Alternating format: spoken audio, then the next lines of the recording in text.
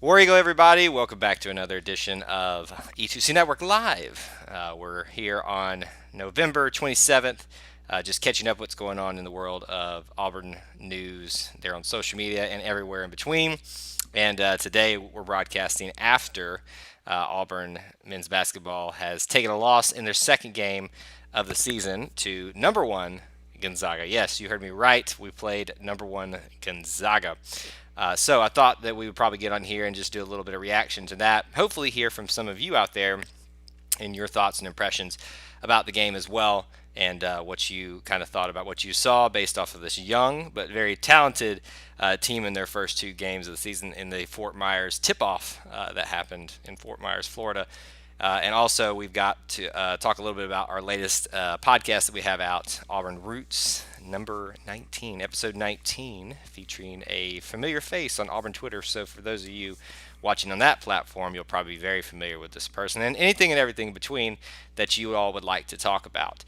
So, with the formal stuff at the beginning, we're broadcasting live on two different platforms at the same time, mainly here on YouTube, but also on Twitter as well. So, feel free if you're watching live to interact. Give me a War Eagle, let me know who's here, ask questions, comments throughout, and we'll address them as we can, because we love hearing from you and love talking about the things that you want to talk about here on E2C Network Live.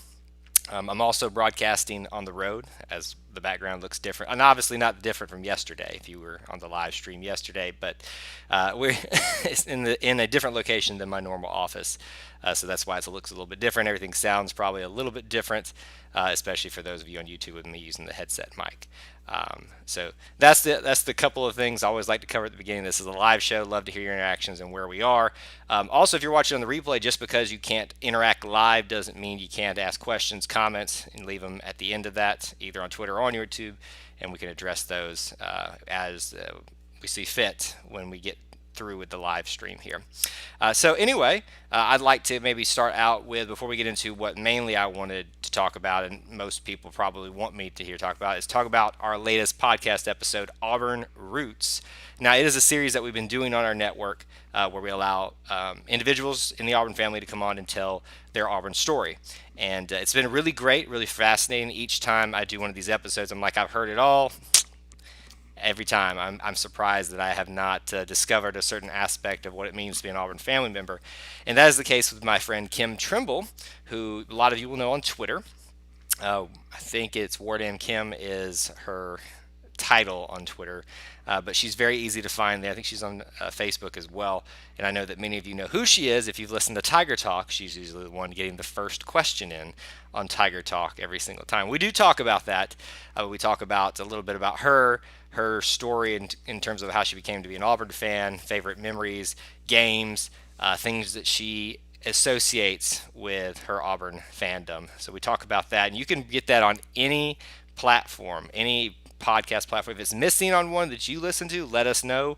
We'll do our best to get it there, but mainly Apple Podcasts, Google Podcasts, Spotify, TuneIn, all that good stuff. The big ones, it is there, and I hope that you will check it out. And the links are now on social media as well. So there's actually a clip online on all the different social media platforms. If you have not checked that out, it gives you kind of like a feel of what the episode would be like, some of the best of moments clips from Kim. And I'm very excited about it. So if you haven't listened to it, please do. And if you can, please share that link out on social media. It does help get it out to other Auburn fans out there. And if you're interested in being on Auburn Roots, there's a couple ways you can do that. One would be that you get nominated by someone. That's usually the formal process. But if you'd like to help yourself get nominated, you can join the the E2C Network Booster Club, which is our Patreon campaign. You can find it at patreon.com/E2C Network. Everybody who contributes at minimum $1 a month to that and becomes a Booster Club member gets an episode dedicated to them or a person that they choose. So that is one way you can guarantee yourself or your choice to be featured on Auburn Roots. And we've already had several people do that as well. So thank you to those E2C Network Booster Club members. Anyway, that's the formal stuff for the network. Just want to announce that since that episode's out today. I hope you'll check it out. Also, we do have our Iron Bowl preview we put out earlier in the week. Check that out with Ben King and AJ Richardson. Ben King came back for a guest spot, and I think you'll enjoy hearing that as we get ready for the Iron Bowl tomorrow. We can obviously talk about that a little bit here today if you'd like, but I think what's fresh on the minds of everybody is basketball. And the beginning of this season, which kind of feels a little hollow without any postseason opportunities being available. But I'd love to hear your impressions, if you're watching live, about this team in the first two games. You obviously started with the Fort Myers Classic tip-off. What do we call it? Down in Fort Myers, Florida, and the teams that were there participating were the Auburn Tigers, the Gonzaga Bulldogs, the St. Joe's Eagles. Is that what they are? St. Joe's Eagles and the Kansas Jayhawks. So two of those names, Gonzaga and Kansas, are basically synonymous with basketball. I would say that St. Joe's and Auburn are kind of on the same playing field now in terms of name recognition within college basketball. Obviously, Auburn's thrust into the forefront of most people's minds because of their recent Final Four run and Bryce Brown and Chuma Okeke and Isaac Okoro. But in terms of just overall historical impact, I'd say St. Joe's and maybe Auburn's still slightly ahead of that, but it seemed like a pretty nice field of four teams there, but a little bit unfair when you consider that the number one team in the land ended up on your schedule in Gonzaga. And boy, did they look like the number one team in the land. I'm not going to go into a ton of detail here because I'll be doing a podcast about that that'll probably drop on Sunday about the Tip-Off Classic and the win over St. Joe's. Very exciting win. But the loss to Gonzaga as well today. But what stuck out to you the most? Are you frustrated by some things? Are you encouraged by some things? Were you shocked? Were you not shocked? I'll tell you this much. What I saw today, especially with this Gonzaga game, is pretty much what I expected. I knew this team was young. I knew this team was very talented and had the capability to compete with the best in the nation. But can they do it without making too many mistakes? No.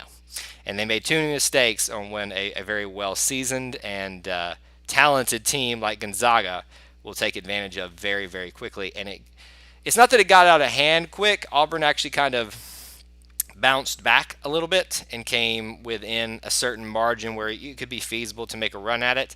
But I remember they came out on a very hot run, Gonzaga did, at the beginning of the second half. And then Auburn kind of fought back one more time, and then there was just like the floodgates opened up, and Gonzaga was just gone. I mean, that's just kind of how it is. If you give them an inch, they take a mile, and it's all over with. And obviously, it's only 2 games in the season for them as well. It's hard to tell if Gonzaga is actually as good as they appeared against Auburn. They took down Kansas as well, so that's obviously a good look for their resume. And I think, when all is said and done, based on how I anticipate Auburn performing, these will be two very good wins for Gonzaga at the end of the season, especially if Kansas and Auburn do well the rest of the season. So I'm not frustrated. Obviously, there were some frustrating things in the game, but you have to take everything. I talk a lot about this on our podcast and everything, and in life, and I've been using this a lot recently, especially with the way the world is these days. There's this 2 angles to approach things. There's emotions, which are very real and very valid, and there's context, which is very important as well and very real.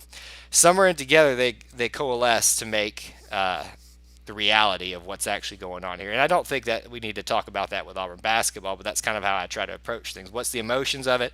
Frustrating. We're young, lots of talent though, so why can't we put it together?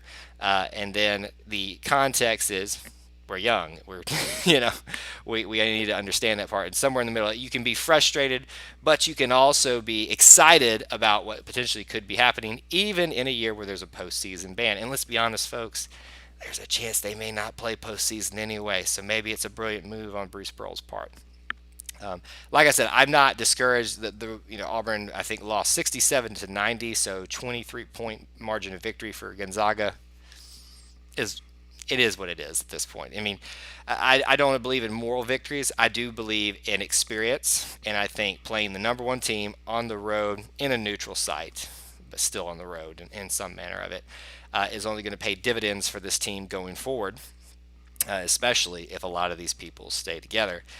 In terms of the Sharif Cooper update, it depends on who you talk to. Again, as I've talked a lot about on some of these live streams, I don't know what to really put stock in the Sharif Cooper rumors. You know, if you talk to one person, I saw one today said it's pretty much a guarantee he's not going to come back to Auburn. He's going to go play overseas because his eligibility thing may not get worked out. Talk to the next person, they know it is. What I do love is the whole free hashtag free Sharif campaign has started, and that makes me really happy because I love seeing those things. I think there was free Dangel for the longest time because he had to. I think it was him who had to sit out longer than Austin Wiley in the initial reaction to the Chuck Person scandal back 2 or 3 years ago. So yes, hashtag free Sharif. We really need him, and then you can tell with the play of the team that they either need Tyrell Jones, Turbo, to step up, and he has the ability to do that. He's got some talent, or they need Sharif Cooper back because Justin Powell, while I think he's been a nice surprise, and it's not so much a surprise for me because I was saying that even in our season preview show that we did, that I really anticipated him being utilized as a point guard. You can tell it's not his natural position, but he'll make it work if he has to. And so one of those two either needs to seize the opportunity and take it and run with it, which they both can do, or we got to get Sharif Cooper back because we need a solid point guard, someone who's dedicated to that position. And I don't know that Justin Powell will be as successful as a point guard as he would be as a shooting guard in this league at this level. So a lot of things to anticipate and be excited about with this team, and so that's why I'm not upset. I'm just not shocked at this point. So 2 games in, we've got another game coming up here, I think kind of soon. I haven't actually looked. Actually, you know what? I could look at the schedule right here. It's somewhat in front of me. Let's look here and see what Auburn's actual schedule is again. And I just went through this last couple of days. UCF on the 30th, so 3 days away, and that'll be down in Orlando, Florida. Here's the funny thing about this. The Orlando Invitational is actually what we were supposed to be a part of at the beginning of this season, and so was Gonzaga, I believe. And they closed that down because of it being in Walt Disney World and COVID-19 and everything like that. But they moved a lot of those teams over to Fort Myers, but now we're going back to Orlando, not necessarily to Walt Disney World, but it's just kind of funny. It's like we went away from Orlando because of all of the restrictions. Now we're going back, and it's just weird stuff, man. I'm just thankful that we're playing some basketball, and UCF won't be a pushover. They don't have Taco Fall anymore, but I'm sure they still got some players there that are going to be tough to beat, especially on the road. And I've been on their campus, too, for a baseball series, and it's a pretty nice campus. I'm not going to lie. I'll give credit where credit is due. Just some brief Iron Bowl thoughts. If you have any predictions, you might want to throw out any early score predictions. I'm going to try to go live probably tomorrow morning sometime before the game.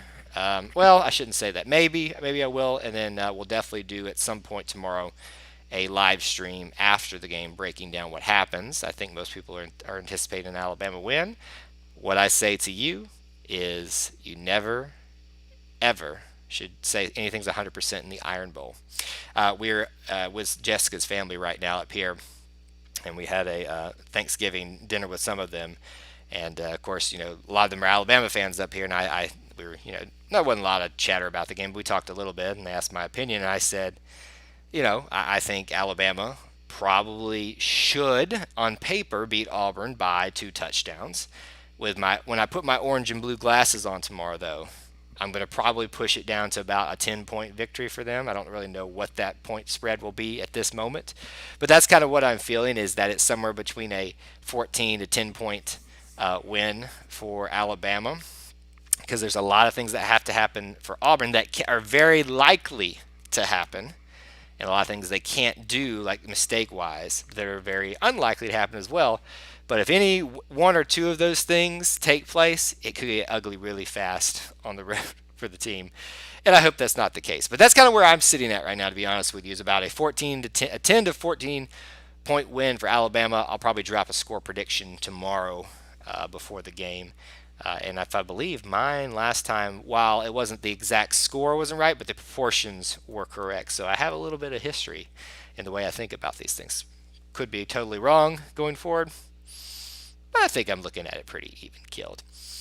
I think that's the majority of what I wanted to talk about. I always love to bring in other social media chatter and stuff like that as I see fit, because I think this is a great forum to do that. And I can't really think of anything else at the moment, but I'm sure plenty of things will be happening overnight. We'll be watching what happens with Sharif Cooper over the coming days and maybe weeks, and if we ever get an answer on what's going to be his future, whether it's with Auburn internationally or moving on to something else, hopefully we'll see Sharif moving up very soon. So I appreciate you all tuning in to watch E2C Network Live here on Twitter and on YouTube, and we will talk to you again very soon.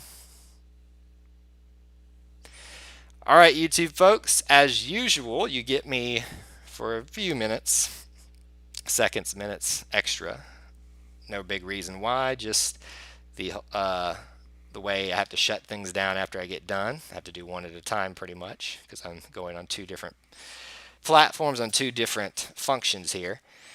So I'm here. I might as well talk to you and give you a little bit of incentive to come on over to YouTube. We've seen a couple of you actually subscribing lately, so I do appreciate that. And I always see somebody come in late after I go off the Twitter feed. So I think somebody actually watches on the Twitter and then comes over here because they figured out that I go a little bit longer here, which is great. You might as well come on over here, because here's the cool thing about that. I know it probably gives you a update on Twitter when I go live there as well, but I know here if you hit I'll do my plug, subscribe button, the notification bell, it'll definitely notify you there as well. And there's other content here on the YouTube channel that we don't have anywhere else. I mean, obviously we'll promote it, like when we do a vlog or something special, a watch party like we recently did for Auburn soccer. It'll go up here on the YouTube channel. So it pays to be subscribed on that form. Here's a question for all the YouTube folks, whether you watch this live or on the replay. Would you like the podcast put up here in their entirety? I'm not saying I'm going to do it. If you look back in our YouTube feed, there's a ton of the podcast from I'm talking like 3 years ago, still up there. And I was going through cleaning up some of the old videos that I didn't really like, some of the old live stuff that we used to do. Wasn't really necessary or pertinent anymore. And I got to thinking, I was like, should I take those down? Because obviously they've gotten better over the years and they're so old. But I've left them up there for now. You can hear some old voices that you won't hear anymore. But if you'd like to get the whole podcast there, it's a little bit of an extra step I have to do of creating a video out of the audio, but it's doable. If you guys wanted it, I would consider it. I also thought about even putting up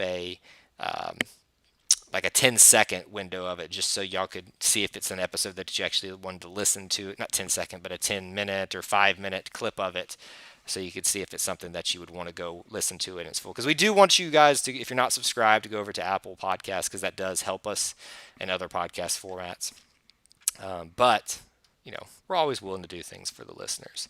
And again, if you're looking for that Patreon thing that we discussed, if you want to be featured or have someone that you know featured on Auburn Roots, e2cnetwork.com/support. You can find the link there, or patreon.com/E2CNetwork. And for as little as $1 a month, you get other perks beside that. Like what we'll do a lot of times is we'll do bloopers, outtakes. We've got some other things. You get some recognition. We're doing a recognition wall eventually on our website. You get, at certain levels, you get merchandise, and at another certain level, you get invitations to join us on an episode if you'd like to. But there's that as well. And I don't know if anybody here has listened, but we recently did a call. If anybody would like to join me on Inside the Jungle, the men's basketball show, to be a co-host potentially, we've gotten some responses back to that, and we're working through those. So we'll be in touch. If you are watching this, we'll be in touch very, very soon. I just saw this last thing here. Somebody compared Justin Powell to Drago. Their hairstyles are very similar, except that way skinnier in terms of Justin Powell. But if you haven't seen that on social media, let's see who did that one. Well, I'm not going to say the whole name because it's, little language in that one. But Gotcha and Grab Something Purveyors. It's got the old Sailor Obby with toilet paper thing. You've probably seen them on social media. That's good stuff right there. So that's all I have for you guys today. Thank you all for tuning in here on YouTube, and hit that subscribe button, the notification bell, and we'll be going again very, very soon. War Eagle.